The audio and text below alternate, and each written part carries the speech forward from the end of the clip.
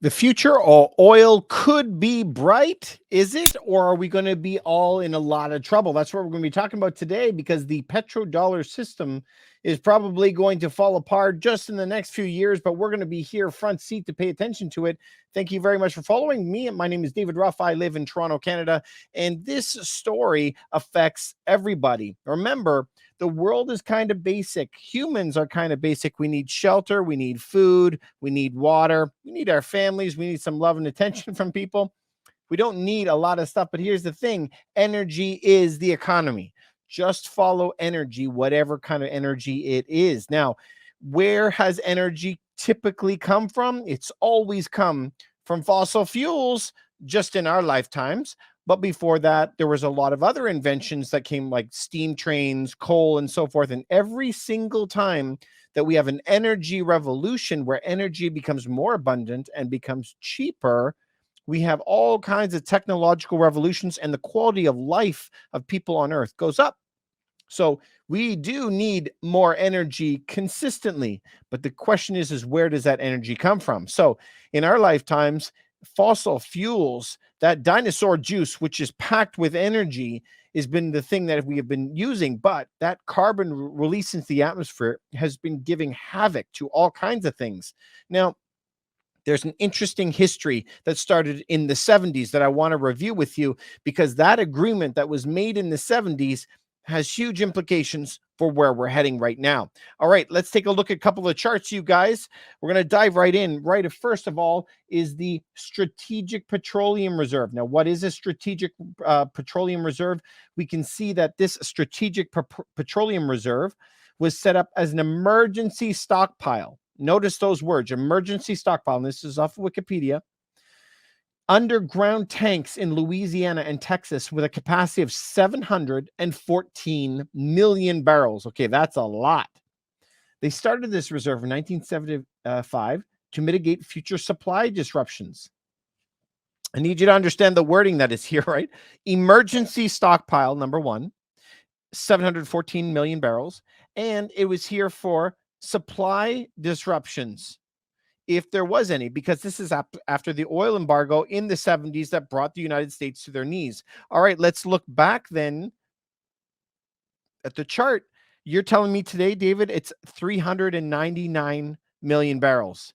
Wait a second. You told me that it was 714 million barrels. That's right, because that reserve has been sucked down all through 2022. Here is the dangerous part: a lot of that oil has been drained out of those tanks in order to keep the price low temporarily in exchange for the midterms.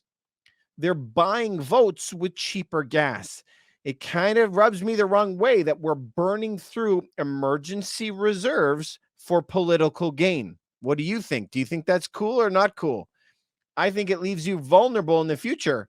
So remember, energy is life. Energy is everything. So the food that you eat is brought to you on a truck, mostly diesel. The all your furniture is brought on a truck. All of the guys that come and work on your house come in a truck.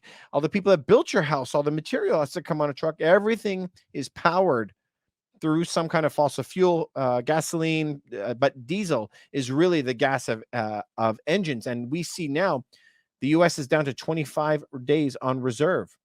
That's it, 25 days. And we can see the Strategic Petroleum Reserve getting drained out, all for political reasons, which is very, very scary. I don't like that. If you like that or you don't like that, let me know in the comments below. I'd like to know what you think. So we can see that the reserve is getting sucked dry, which is not really cool. If we notice here, 34.9%, 34.91% from 1 year ago is evaporated. That's 1/3 of all the fuel in the emergency reserve for the country is gonzo. That's not cool. Now, the petrodollar system, it's interesting. This is the agreement I was talking to you in 1973.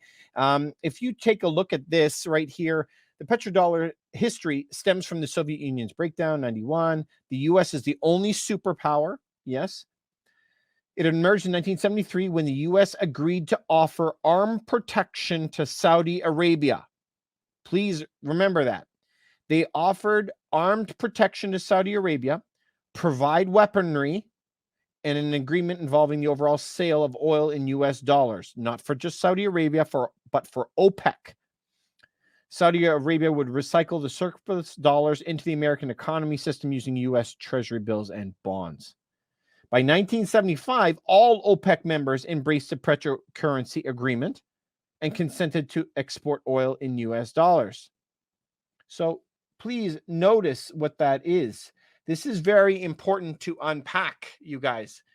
So Saudi Arabia has the death enemy like Iran right next door. They needed to have their oil guaranteed. So they come and make a deal. We guarantee to sell you planes, sell you weaponry, and we'll protect you with our own military. In exchange for that, all the oil that you sell will be in US dollars, and then you're going to buy US debt with it.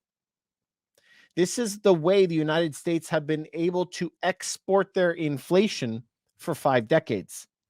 And this has benefited to the majority, the United States, by exporting their inflation, making somebody else give you valuable goods in exchange for useless, really, devaluing pieces of paper. They can print a piece of paper or do it on an email in a second. But to get that oil takes a lot of manpower in order to be able to do that. So they're exchanging something highly valuable for something that is devaluing, that is not very valuable. But the deal to get all that security and to get their military stuff taken care of is really, really important. Now, the key to this is it wasn't just Saudi Arabia. We can see how Saudi Arabia can make that deal. Did you notice what they said, though? Within 2 years, right here, within 2 years, all the OPEC members were also doing the exact same thing. So what are the OPEC members? That's oil producing, exporting countries, of which Saudi Arabia is the king. They put out the most of it.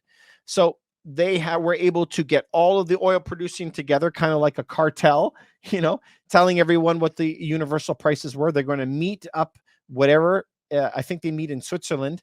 They'll go up there and set the price that they want for oil for the future. And they all stick together. Now, according to any other country, if you tried to do that in Canada, it would be called price fixing, which is vastly illegal. Everyone can get a lot of fines, go to jail for that. But when you do it over a countrywide basis, all of a sudden it's called policy. Very interesting how that happens. Now, if we head back into this, this is where I think that this whole system of the petrodollars is breaking down. Now, the dollars are paid to oil-producing nations. That's OPEC. And it was invented in the 1970s. And this is called petrocurrency because we sell all oil in the world in US dollars. Now, Saudi Arabia is the biggest one. And they have the big company called Aramco. Now, notice here, China's energy security will remain the highest priority for state-controlled Saudi Aramco for the next half a century at least. Notice that their priority is China, not the United States. Ensuring the continuing security of China's energy needs remains our highest priority, not just for the next 5 years, but for the next 50 and beyond. How on earth could they turn on the United States for all their protection, their military agreement? Why would they even accept breaking that pact that they've had and has worked for them? Well, they have all the military equipment so far now in order to beat some of their closest rivals, Iran. And now that they have that, they have to focus on their main product, which is oil that's there. Notice here it says they've integrated downstream projects to help meet China's needs for heavy transport, chemicals, lubricants, non-metallic materials. They want all of the supply chains that come from this stuff. President Xi has set targets for Chinese carbon emissions to peak before 2030 and achieve carbon neutrality by 2060. Wait a second. You just hit the most important part. They want carbon neutrality by 2060. Does that not tell you exactly what the answer is? If the United States wants to hit carbon neutrality by 2030, and China is interested in buying the product until 2060, who do you think is the largest customer? Here, they want to import it only to one country, US, who has a very time limited amount that they want to buy oil from them. And then we have another country, China, who's now importing and saying, we'll import it for the next 50 years from you and beyond. Who do you think it would be better for your company? So let's just imagine I sold horse-drawn wagons, and the US is like, we don't use horses and wagons anymore, but China still buys it, horses and buggies. Well, you would want a good relationship with the people who buy your product. So I don't see how that's crazy that that's happening. But remember, they made a deal that the OPEC, all those countries, would only take US dollars for payment. And this is where it breaks, where they start taking gold, they start taking Chinese yuan and other currencies in exchange for their dollars and break that pact. Remember where Saudi Arabia is in the world. Let's take a look at this world map. Saudi Arabia is sitting in the middle of the world, right on the equator, and there's this massive desert that's there, and they have a huge desert in this part of the world. Now, remember, very hot spots: Oman, Yemen, Iran, Afghanistan, a lot of hot spots in that area. So the United States loved having U.S.-friendly military bases here to control this entire oil region. But look at the type of land that Saudi Arabia has. It's a desert. And what does a desert produce? Not much. Out in the desert, they don't have trees, they don't have water, they don't have a lot of stuff. They don't have a lot of minerals that are there. It's sand, and not even usable sand for construction. Blowing sand and fossil fuels underneath. What does that tell you? They need to extract those fossil fuels and sell it for all the goods that they can get from around the world.